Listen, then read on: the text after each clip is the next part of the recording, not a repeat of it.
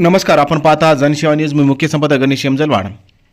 17 तारखेला महाराष्ट्रामध्ये नागपूरमध्ये झालेल्या दंगली संदर्भात विधानसभामध्ये महाराष्ट्राचे उपमुख्यमंत्री यांनी देशातील व महाराष्ट्रातील मुसलमान हा वर्ग एक सच्चा मुसलमान म्हणून आहे असे संबोधण्यात आले आणि ते पुढील प्रमाणे त्यांनी ती भाषा ही व्यक्त केली नाही आहे. एक सच्चा देशभक्त मुसलमान पण या औरंग्याचं समर्थन करू शकणार नाही, करणार नाही.